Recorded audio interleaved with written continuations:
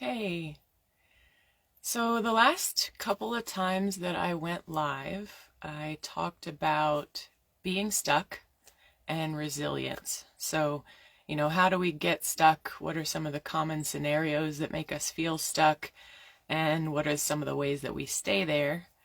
And then with resilience, I was kind of, I feel like I skipped a couple of steps basically. I think resilience is super important as far as getting unwound from any stuckness that we're experiencing in our lifestyles, whether we're just like caught in a dead end job that we hate waking up to go to every day, or, we feel like there's no space for us to be authentic in our relationships, or, uh, we just aren't really living into our passions. We're not engaging in our hobbies or the things that we always said we wanted to do. So those are, some examples. But check out those videos if you get a chance, and I'll try to link them up here so that they're easy to find. I know that most of you probably aren't going to work with me by enrolling in my 10-week Lifestyle by Design program, where I really take people through this whole process of, getting clear on what they want to create in their lives and how to sort of shift it and create it. So I wanted to give you some tools just to think about as far as those first steps that you guys can be making to really embark on a big transformation, not only in your lifestyle and what it looks like around you, but also how you show up in it. Because I really believe that, setting goals is really important. I believe that shifting our environment to really match ourselves, like who we are, what our personalities are, what our nervous systems are like, what our energy levels are like, can be really beneficial to just,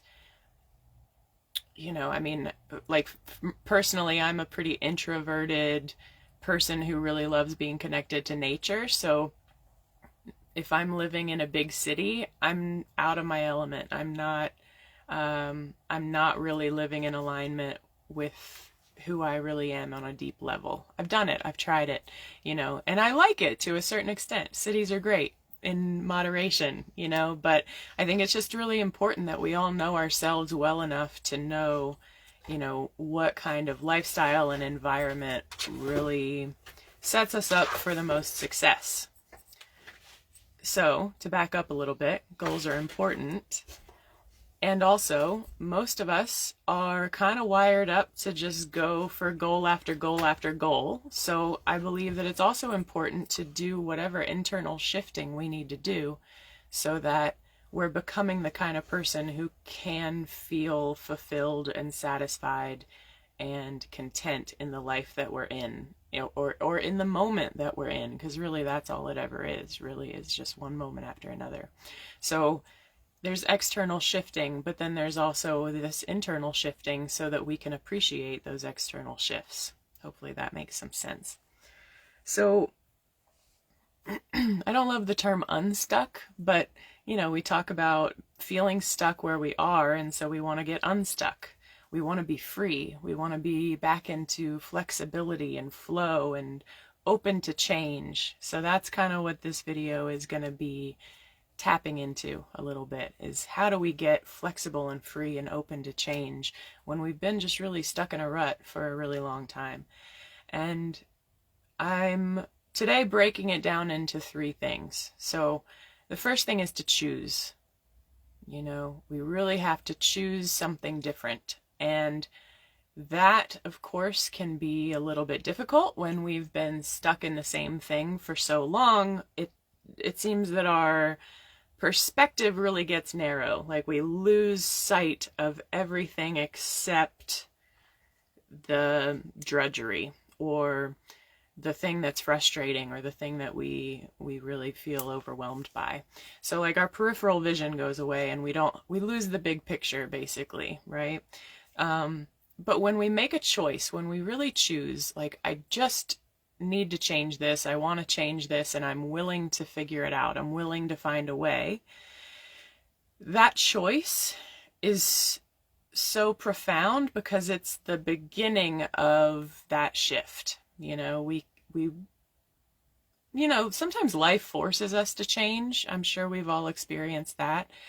Something, we lose something or someone, we lose a job, our house burns down, we get really sick. There are all of these ways that life will shift us for us, but I think that we don't have to wait for those big catastrophic things. And if we're really tuned in and we're listening to those subtle messages that are hinting like, hey, this isn't working. Hey, this needs to change. Hey, I'm starting to feel a little tired. I'm starting to feel a little sniffly. Maybe I need to rest. These little signs that life gives us, I think if we're really able and willing to tune in and listen to those things, then we can make our own changes without waiting for life to just pummel us and change things for us. But we have to make that choice. We have to decide that we want something different, we're worthy of something different, and we're willing to find our way there, even if it's not easy, because it probably won't be. That's a choice to make. Like, am I willing to do the hard things to make this shift and to experience something new and to really embody more freedom and flexibility and flow into my life? I just realized I just took Amber Lida's slogan, freedom, flexibility, and flow. Sorry about that, Amber. It's just so good. Let's see. The next step after you make the choice is something I already tuned into or started mentioning, which is shifting the identity, shifting your identity. So like when you really feel stuck and bogged down and like you just don't have any choices in your life, probably your posture is a certain way, probably the way that you think about things every day is a certain way. The stories you tell people tend to maybe repeat themselves, and maybe you tell the stories of your limitations more than you tell the stories of possibilities or what you're building or what you're looking forward to or what you're creating. And sometimes we don't even realize that which aspects of our identity are really genuinely, authentically us, and which aspects of our identity are those that we adopted or that are created by feeling limited for decades or having people tell you you can't do certain things for decades. Sometimes we fit into these sort of roles and identities that really aren't true for us. And so we want to do that internal work to really shift, because again, you could achieve every goal you set out to achieve, but if you're not practicing contentment, then how much are you going to really be able to enjoy the fruits of your labor? How much are you going to be able to rest in the glory of the thing you worked so hard to create? Because when we think about why we want to achieve certain things, I believe that we want to achieve certain things in our life because we think that achieving that thing will give us a certain feeling. So we go about trying to achieve a thing, and a lot of times we do, but we don't get the feeling. So what's that about? That's, to me, that's where the identity shifting comes in, is like, a lot of times these feelings, while they can very well be influenced by the external circumstances, and that's why it's so important to do that external shifting, we still have to do that internal shift so that we can appreciate what we're in and appreciate what we're achieving and practice that contentment and that gratitude, and that presence, and bringing joy and playfulness into the present moment if that's what we're hungry for. So we have to make a choice to make a change. We have to shift our identity so that we can start to become the kind of person who can really live into the life that we're creating. And we have to commit to it long term, which is where the resilience piece comes in. So I filled in a few gaps there. So what does it look like to commit, on a really, really consistent kind of basis? I just saw that somebody wants to join and I don't know how to let them. Hi, Bridget. Hi. I've never had anyone join a live broadcast. I don't know what is happening. Thanks for being here. Good to see you. So we're just talking about how to get unstuck when we're stuck for a long time. And so I've been breaking it down into these three components to make a choice that it's something that we're wanting and that we're after and that we're willing to find a way towards shifting our identity so that we can be somebody who can appreciate what we accomplish and really thrive on a consistent basis, regardless of what's happening in the external circumstances. Not to say that we don't have shitty days. We all do. I do. You will. We will. That's okay. That doesn't define us. That doesn't become part of our identity.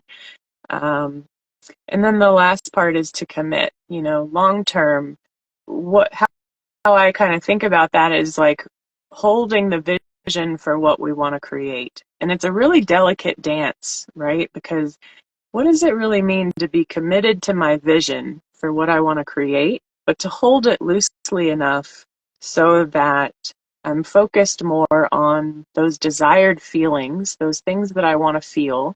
I'm still creating, I'm still taking one step at a time in the direction of what's truly important to me. And I'm showing up for it every day, even when I'm not seeing results every day. I mean, that's a pretty big commitment, right? Most of us will commit to something only, we'll commit to something for a little while, and if it doesn't give us the results we're looking for, then, maybe we back off and we just go back to the status quo. But when it comes to making a real important and meaningful shift in our lives and in ourselves, a lot of times we don't see the results right away. Think about like a meditation practice, for instance. It's one of those things that, there's a ton of data to even back up the really profound shifts that can happen over a long period of time through a meditation practice. But when you measure just like day to day, it may not seem like much is really happening. And it can be the same when we're really designing and creating and implementing a new lifestyle.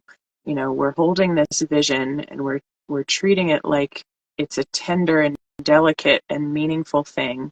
And we're keeping the North Star of our hearts kind of in mind so that all of our choices and actions are in alignment with that vision that's ahead of us and in alignment with the identity that feels the most authentic for us. And we're taking those consistent actions and we're committing every day to the vision, even if it never quite materializes to look just like we envisioned it, right? But the vision is really important because that helps connect us to those feelings that we want. And it helps to fuel the creative process, And one of the wonderful and also frustrating things I've always experienced as an artist and as a creator is that what I create almost never looks like how I imagine it to be or what I'm really going for. But that doesn't mean that what I'm creating isn't still really valuable. And sometimes that spark of creativity and that vision and that imagination is a catalyst for the change that we need.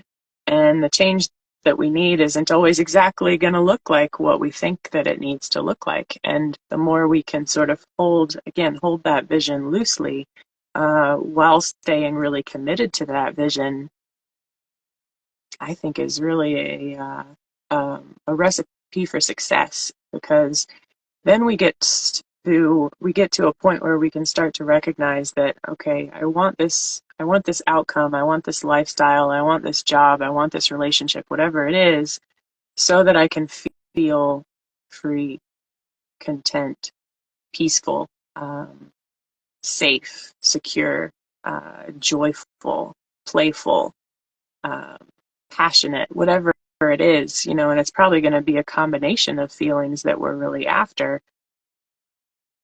when we can hold our vision loosely, we can create in the direction of those feelings, but we can also make space for them to come in ways that we hadn't imagined. And that's really important, because when we can focus on the emotions that we want a little bit more than we're focusing on the exact outcome that we think we want, then there might be 10,000 ways that I could feel more free. There might be 20,000 ways that I could feel more content or more loved, or, whatever those feelings are.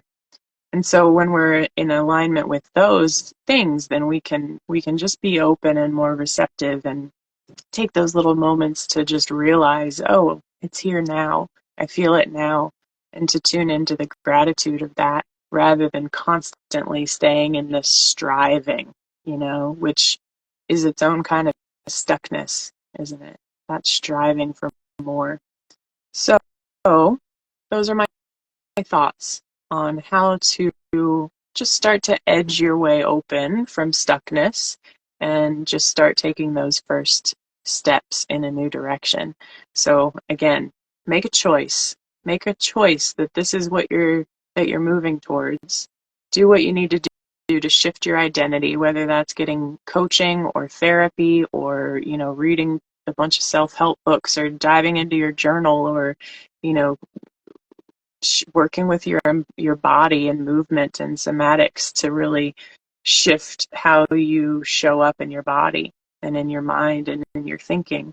And then commit long term to what's really the most essential to you, regardless of the results and the outcome that you see on a consistent basis.